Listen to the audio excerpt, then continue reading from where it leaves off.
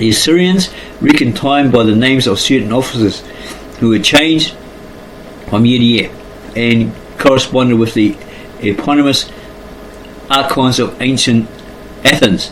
Lists of these Assyrian officers have been preserved, extending from BC 909 to the closing days of the monarchy, and we can thus accurately fix the dates of the various events which mark the terms of office of the successive eponymies. In this way, some difficulties which formerly obscured the chronology of the books of kings may be cleared away. Tiglath-Pileser died, it appears, BC 727, and the crown was usurped by Elulaos, who took the name of Shalmaneser IV. He carried Hosea into captivity and laid siege to Samaria, as we are told in the Bible. The king of Assyria, however, who actually captured Samaria, was not Shalmaneser, but his successor Sargon, who seized the throne after Shalmaneser's death, apparently BC 722. Immediately afterward, Samaria fell, and Sargon informs us that 27,280 of its inhabitants were sent into exile, and an Assyrian governor set over it, who was ordered to raise each year the same amount of tribute as that which had been paid by Hosea. The small number of persons carried captive shows that only the upper classes were transported from their homes, as was the case with the Jews who were carried captive by Nebuchadnezzar, along with Jehoiachin. The poorer portions of the population who were not considered responsible for the revolt from Assyria being allowed to remain. The exiles were settled on the banks of the Habur, a river which falls in the Euphrates and flows from a country called Gozan by the Assyrians, as well as in the cities of the Medes. These had been conquered by Sargon and their old inhabitants sent elsewhere. Sargon's name occurs but once in the Old Testament, Isaiah 21, and as no trace of it could be found in classical writers, it was objected to as fictitious. Now, however, we find that Sargon, the father of Sennacherib, was one of the greatest monarchs who ever ruled over Assyria, and that his reign lasted as long as 17 years. The event referred to by Isaiah, when the Tartan or commander-in-chief was ordered to invest Ashdod, is recorded in Sargon's annals and formed part of the history of a campaign which has been thrown new and unexpected light upon certain passages of scripture. The prophecy contained in the 10th chapter of Isaiah has been alleged to be contrary to fact and to have never been fulfilled. When Sennacherib invaded Judea, he did not march upon Jerusalem from the northeast, as Isaiah describes the Assyrians as doing, but from the southwest, while Jerusalem was not captured, as Isaiah implies would be the case. Indeed, the whole spirit of the prophecy delivered by Isaiah when Sennacherib threatened the city, Isaiah 37, is in striking contrast to that contained in the 10th chapter. If we turn to another prophecy, Isaiah 22, we shall find a picture placed before our eyes which is even more inconsistent with what we know about the campaign of Sennacherib. Here, Jerusalem is described as being worn out with a long siege, its defenders are dying of famine, the Assyrians are at its gates, and the prophet declares that it is about to fall. As long as it was thought necessary to refer these prophecies to the invasion of Sennacherib, they were hopelessly irreconcilable with the real facts. But all difficulties have now been removed and the accuracy of Scripture thoroughly vindicated. We gather from the Assyrian monuments that 10 years before the invasion of Judah by Sennacherib, there had been a previous invasion by his father Sargon. A Chaldean chief named Merodach Baladan had made himself king of Babylon on the death of Shalmaneser, and succeeded for some years in maintaining himself against his dangerous neighbour, the Assyrian king. As Sargon, however, became more and more powerful, Merodach Baladan began to make endeavours to form a vast league against him. Ambassadors were sent for the purpose to Elam on the east, and to Egypt, Judah and other Syrian states on the west. We learn from the Bible that Hezekiah's recent recovery from illness formed a pretext for their visit to him. The league was formed, but before its members had time to act in concert, Sargon became aware of it and at once marched against Palestine. The wide-spreading land of Judah was overrun and its capital taken. Ashdod, which had been a centre of disaffection, was razed to the ground. The Moabites and Edomites were punished, and the Egyptian king was prevented from coming to the help of his allies.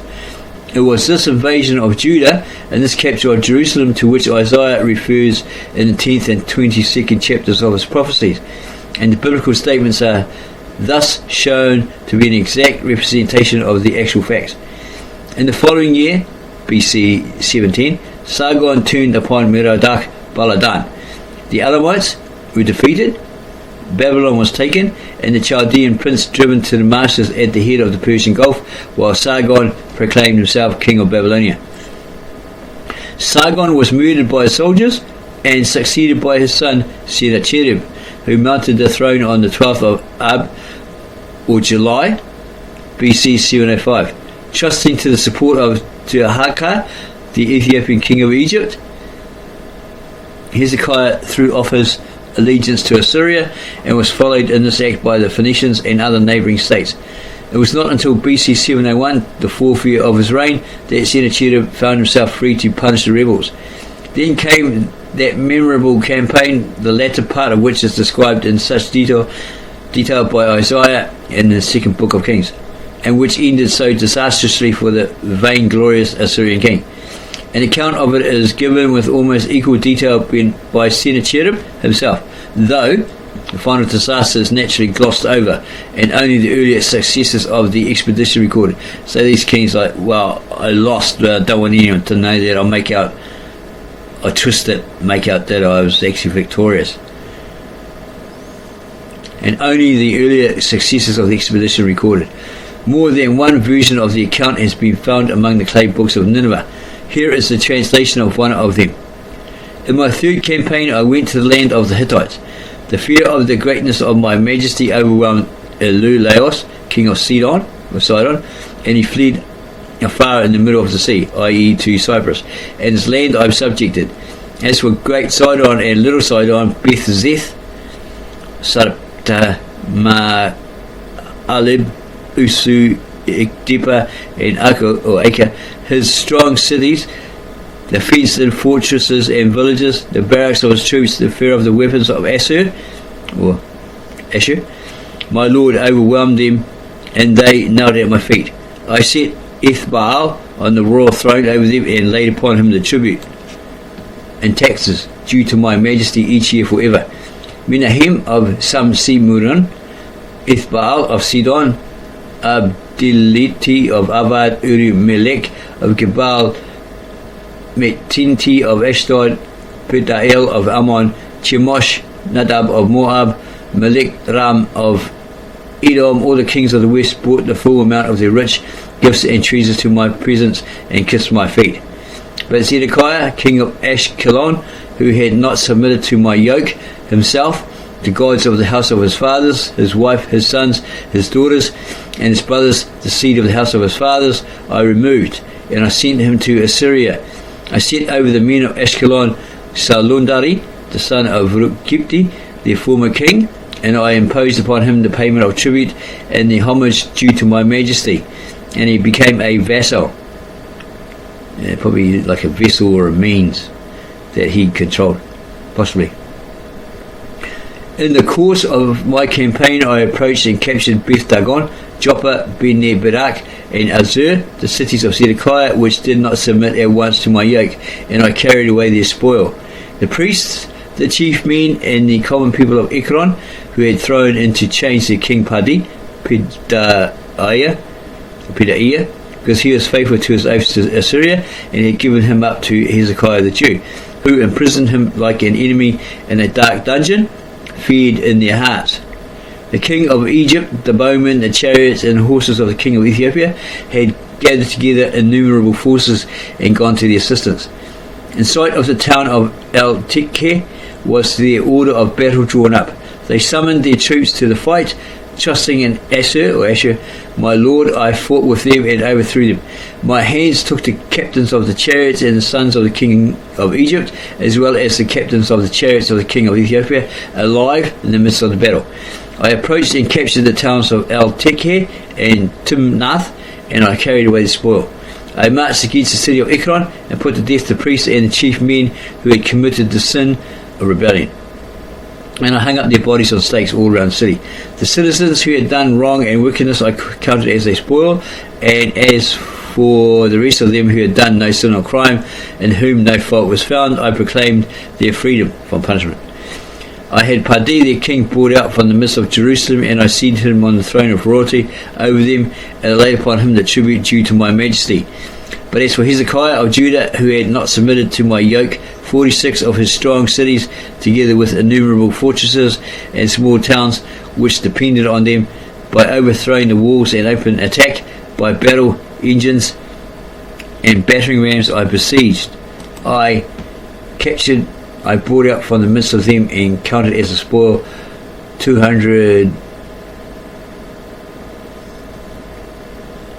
150 persons, 200,150 persons, great and small, male and female, besides mule, and donkeys, asses, camels, oxen, and sheep without number. Hezekiah himself I shut up like a bird in a cage in Jerusalem and his royal city. I built a line of forts against him, and I kept back his heel from going forth out of the great city of the great gate of his city.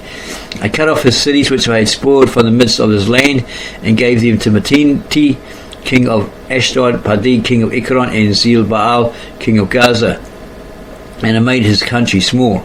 In addition to their former tribute and yearly gifts, I added other tribute and the homage due to my majesty, and I laid it upon them.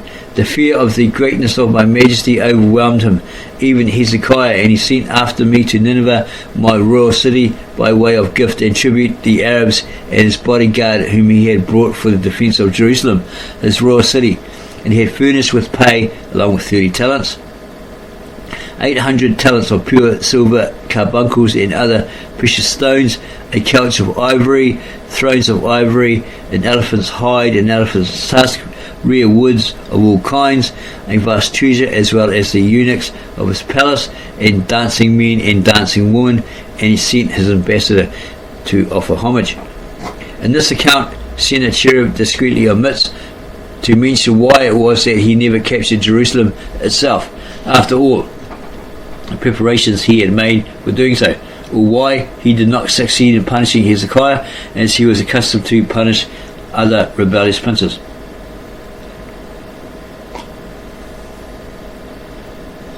His silence on this point, and the fact that he never again ventured to invade Palestine, are the strongest possible confirmations of the truth of the biblical story. In order to cover the disastrous ending of his campaign, he had transposed the period at which Hezekiah's embassy was sent to him, and made it follow the dispatch of the Rabshakeh or Chamberlain to Jerusalem. It really preceded the latter event, and was a vain attempt on the part of Hezekiah to buy off the punishment threatened him by the Assyrian king. The embassy reached Sennacherib just after his capture of Lachish in the south of Judah, and there is now a bas-relief in the British Museum which represents him seated on the throne, with the inhabitants of the unfortunate city kneeling before him.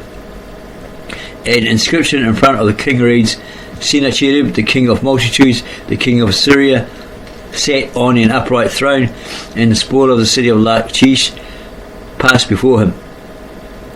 Before we leave the Assyrian records, we must notice a statement of scripture which has been the subject of much hostile criticism, but it has now been curiously verified by modern research. In 2 Chronicles 33:11, it is said that the king of Assyria, after crushing the revolt of Manasseh, carried him away captive to Babylon. The fact is not mentioned in the book of Kings, and it has been asked, how could a king of Syria carry his prisoners to Babylon?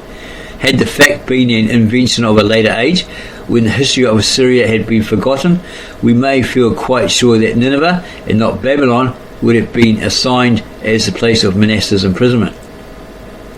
But the supposed error turns out to be a strong verification of the scriptural narrative.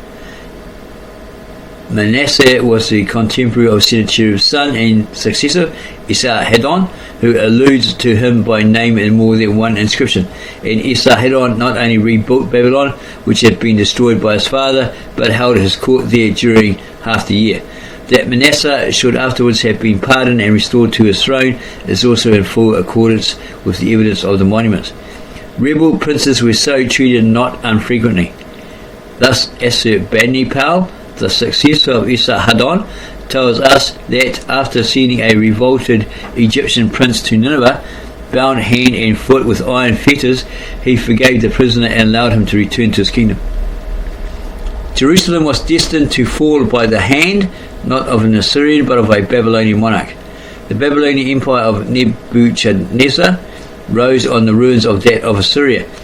But though we have many inscriptions of the great Babylonian king relating to his buildings, only a small fragment of his annals has as yet been found.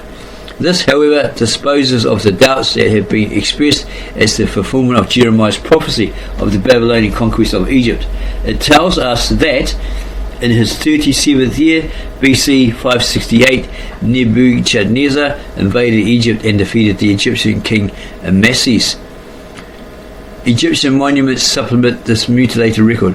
We learn from them that the invading forces penetrated the country as far as the extreme south, and that it was not until they had reached Assuan that they were driven back again by the Egyptian general Hor. Only a year ago, or prior to this book, an interesting discovery was made in the mounds of Tel Dafina, the ancient Daphne, on the western side of the Suez Canal. This consisted of small clay cylinders covered with Babylonian writing, which enumerated the titles and building operations of Nebuchadnezzar. They must have been buried in this frontier town of Egypt as a token of the Babylonian conquest of the country. The history of the overthrow of Nebuchadnezzar's empire has now been told to us by Cyrus himself. 2 long inscriptions of his have been discovered in the ruins of Babylon, one of which gives, in chronological order, the events which marked the reign of Nabonidus, the father of Belshazzar and the last Babylonian king, as well as the history of the final conquest of Babylon, while the other is a proclamation put forth by Cyrus not long after the defeat and death of Nabonidus. In this he declares that Bel-Merodach, the great lord, the restorer of his people, beheld with joy the deeds of his vicegerent,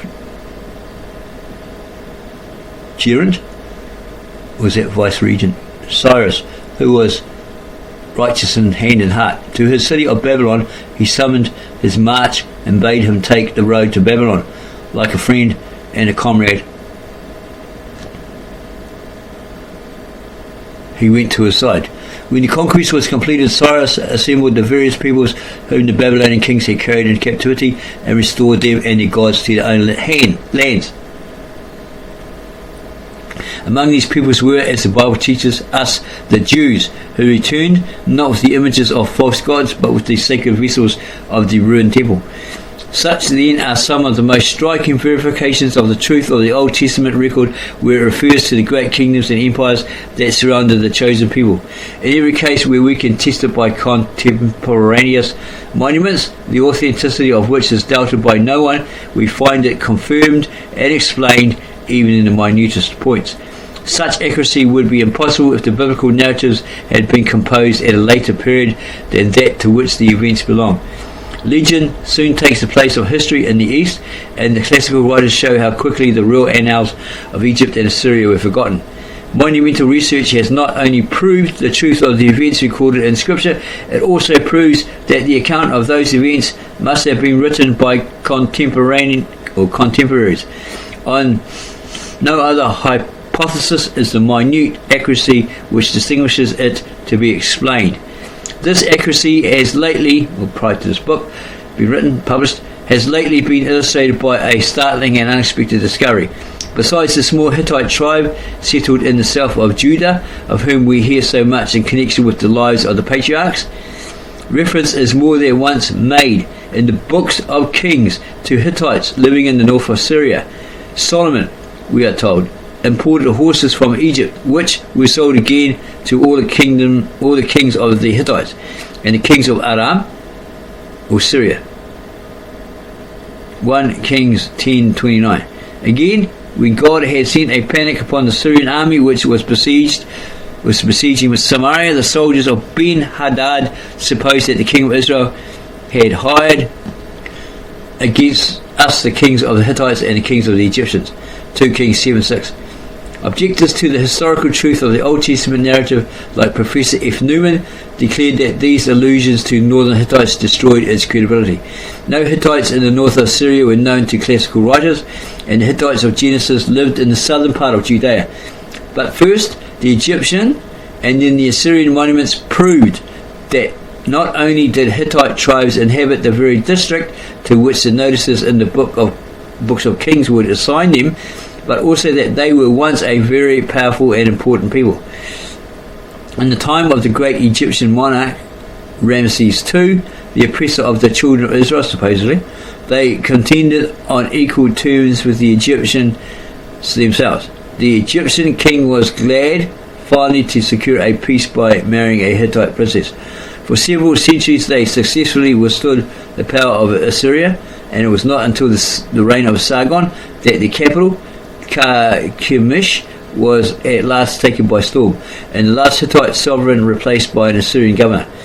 In the age of the Exodus, they had carried their arms across Asia Minor as far as the shores of the Aegean, and the empire they found in Asia Minor has left remains in the neighbourhood of the river Halys, as well as on the sculptured rocks of Lydia. They had invented a peculiar system of pictorial writing, and their art, though based on Babylonian models, was also of a peculiar kind. The early art of Greece was indebted to it, and through the art of Greece, the art of modern Europe as well. The site of their northern capital, Carchemish, was discovered at a place now called Jerablus on the Euphrates by Mr. George Smith. It's a very profound translator, helped Henry Layard to translate the tablets, the cuneiform tablets found at Nineveh, the Nineveh library that they unearthed, him and his friend, the Arab, during the ill-fated expedition which eventually cost him his life. Since then, the ruins of Carchemish have been partially explored, and some of the Hittite monuments disinterred among them are now in the British Museum.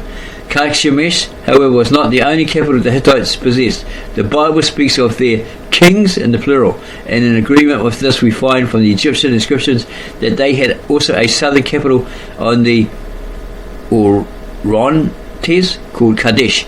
A recent discovery, prior to this book being written and published, showed that Kadesh as well as Carchemish was mentioned in the Old Testament. Manuscripts make it clear that the Septuagint text of 2 Samuel 24:6 reads Kadesh of the Hittites instead of the Tatim Hodshi of the Hebrew text. David's census, however, according to this, was taken throughout the whole extent of his empire, which then included Damascus and consequently bordered on the Hittite Kadesh in the north. Here again, therefore, modern research has proved the accuracy of the Old Testament record in a point so minute as to have escaped the notice of the most eagle-eyed critic. Indeed, the very existence of the Hittite Kadesh had been forgotten since its destruction by the Syrian kings shortly after the age of David, until it was again brought to light by the decipherment of the Egyptian text. The recovery of the long-forgotten Hittite empire has also revealed some more undesigned coincidences, as they may be called, between the statements of the sacred writers and the discoveries of modern research.